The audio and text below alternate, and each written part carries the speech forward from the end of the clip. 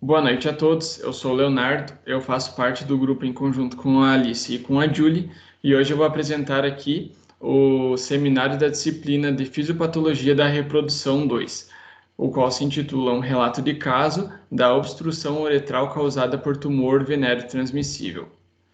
O tumor venéreo transmissível, ou também chamado de TVT, é uma neoplasia de células redondas sexualmente transmissível, a qual acomete principalmente a genitália externa dos animais, também podendo acometer as regiões extragenitais. Isso quando eles cheiram a genitália de outros animais, podendo assim pegar essa neoplasia, e essa pode ser visualizada na região do focinho, dos olhos e das orelhas do animal.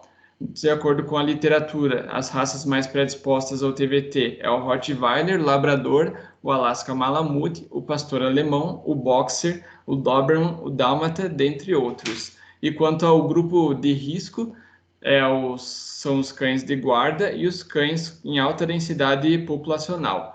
Com relação aos cães de guarda, esses, devido que eles permanecem em um ambiente mais aberto, onde eles têm contato com a grade e eles podem ter contato com outros animais ali, cheirando os órgãos genitais ou até mesmo tentando realizar a cópula. E aqueles cães em alta densidade populacional, visto que eles têm a maior probabilidade de tentar realizar a cópula com outros animais. Dentre os fatores pré-exponentes está a cópula com tempo prolongado dessa espécie e também a presença de lesões em mucosas. Isso vai favorecer o transplante de células tumorais. De acordo com a literatura, o crescimento tumoral ele pode levar em torno de 15 a 60 dias. Com relação ao aspecto das lesões, inicialmente pode ser observado pequenas regiões elevadas e hiperêmicas, e conforme vai progredindo a doença, vai haver a formação de placas de nodulações. Aqui nós podemos ver nessa imagem a presença de nodulações mais irregulares e hiperêmicas, com aspecto de couve-flor.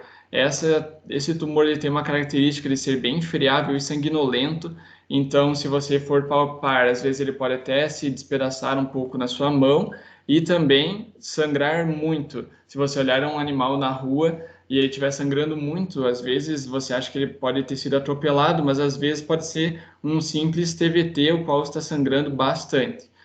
Esse animal ele também pode apresentar prurido e mudança de comportamento, ele pode estar mais agressivo, apático e letárgico, isso devido à dor e também às vezes à anemia causada por esse sangramento excessivo.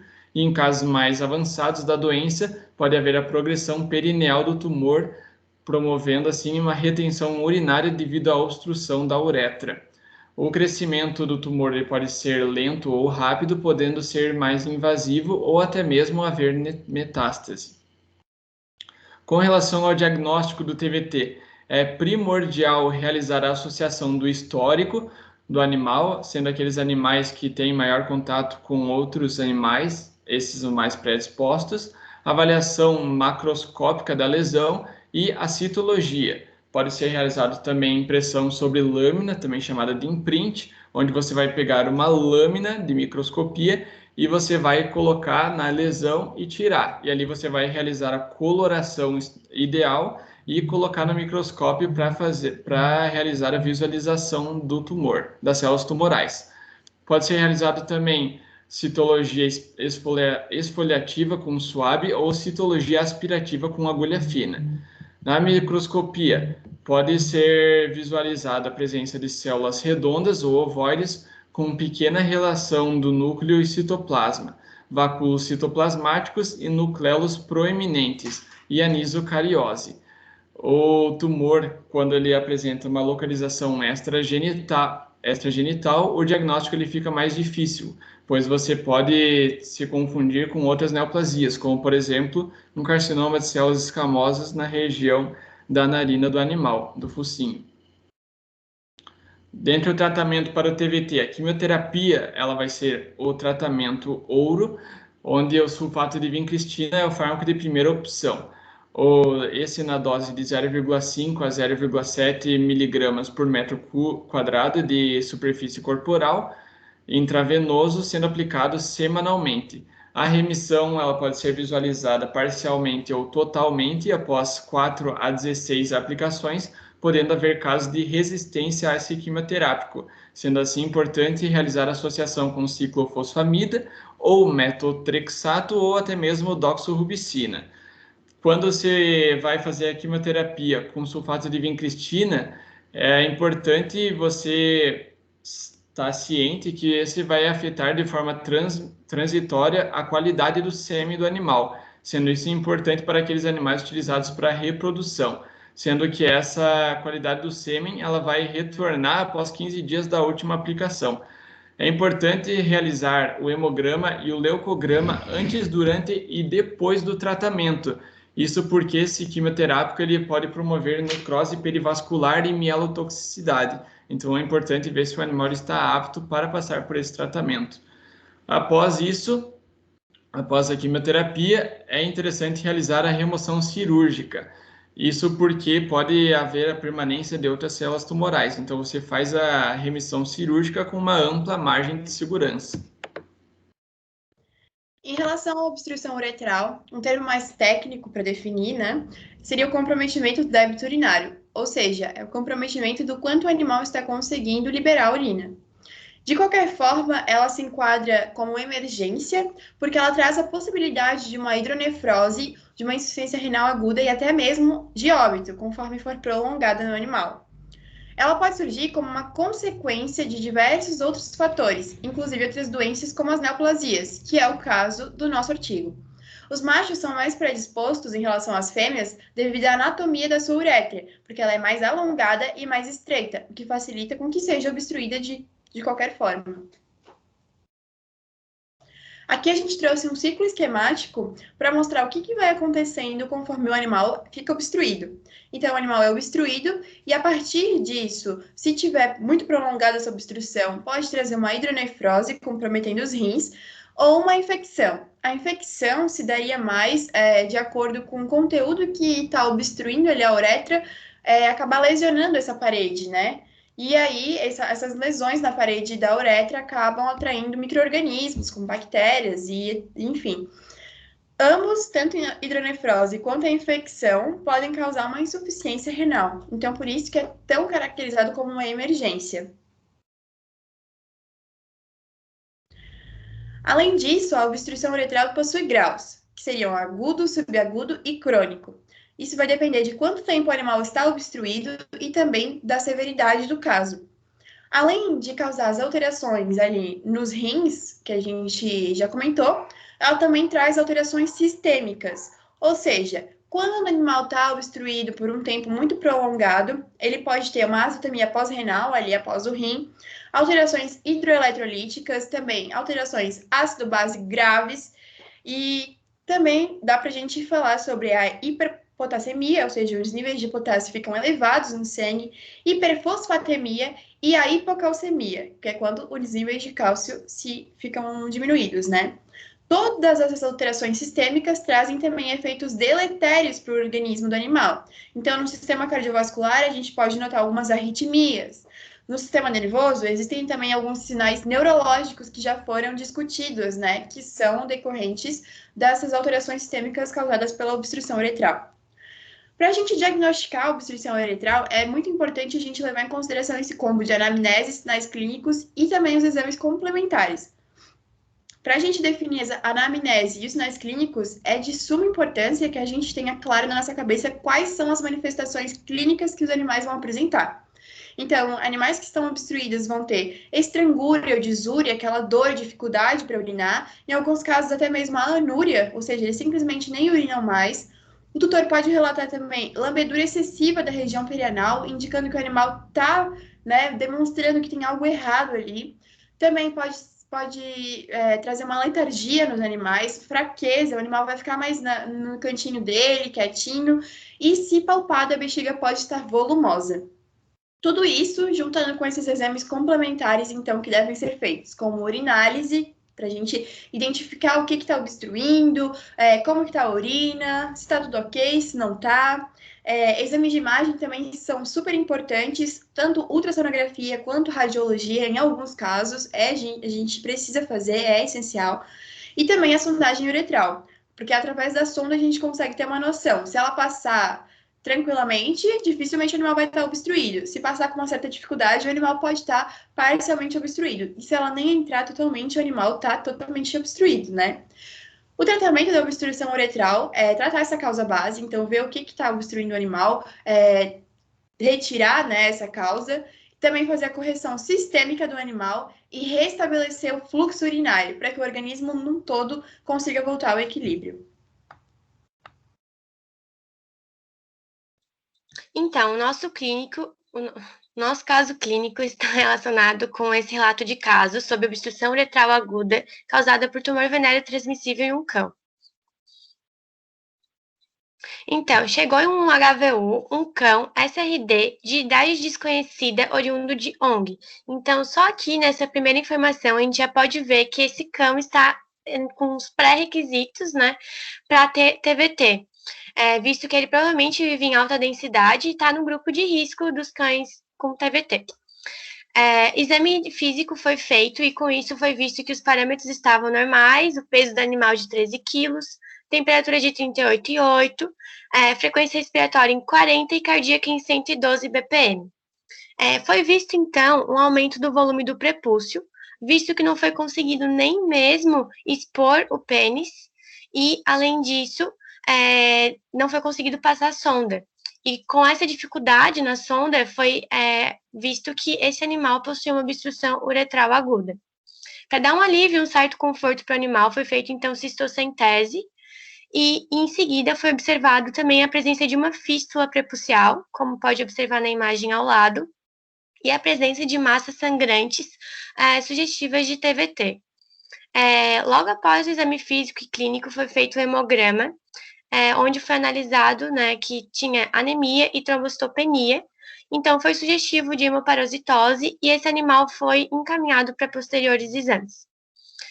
Foi decidido, então, que foi feito um procedimento cirúrgico para a inspeção da parte interna dessa região e a correção da obstrução urinária que esse animal estava tendo.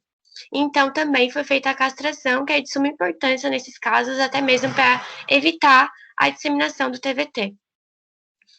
Como o exame histológico foi feito em print para confirmação de TVT, juntamente com o exame histológico, onde teve-se, então, a confirmação do diagnóstico. Então, nesse caso aqui foi feito o tratamento da seguinte forma: o tratamento cirúrgico, primeiro, porque o animal estava muito obstruído, então foi feita uma incisão, né, na linha prepucial e foi visto a presença dessas massas que estavam na região interna, bem friáveis e sanguinolentas, né, que é compatível com TVT. Com isso foi feita a ressecção dessas massas e uma posterior limpeza com uma solução fisiológica. Então, após isso, foi fechada essa região e começaram o tratamento com quimioterápico, mais especificamente o sulfato de vincristina, por cerca de 3 semanas. Então, o tratamento utilizado no nosso caso clínico foi a ressecção cirúrgica e a quimioterapia antineoplásica. Porém, existem outras formas terapêuticas para o TVT, como, por exemplo, a criocirurgia, que poderia ter sido considerada, né, para tratar regiões menores dessas lesões, ou também a radioterapia. A cirurgia nem sempre é a melhor escolha, visto que ela é muito cruenta e pode haver um maior risco de recidivas quando comparada com outros métodos terapêuticos. Ela pode ter sido feita também com auxílio de eletrodiérese, com eletrossecção. Isso é, de uma certa forma, melhor, porque evita a parte cruenta da cirurgia, porque ajuda na hemostasia. Porém, existe um problema, que a eletrossecção ela acaba por retardar a cicatrização e pode ocorrer a formação de muito tecido fibroso, o que pode causar posteriormente uma deformação do próprio órgão genital do animal. Então, em resumo, a quimioterapia citotóxica é a terapia menos cruenta e também tem o menor número de recidivas. Quando elas existem, normalmente são isoladas, são pequenas e são responsivas a antineoplásicos. Então, o sulfato de vincristina é o melhor tratamento, visto que ele realiza o bloqueio da mitose e interrompe a metáfase. Então, age diretamente na célula neoplásica.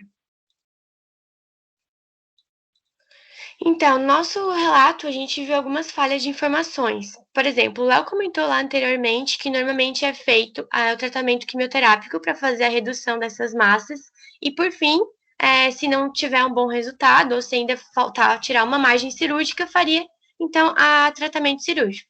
Nesse caso, essa ordem foi invertida. Primeiro foi feito o tratamento cirúrgico e depois o quimioterápico.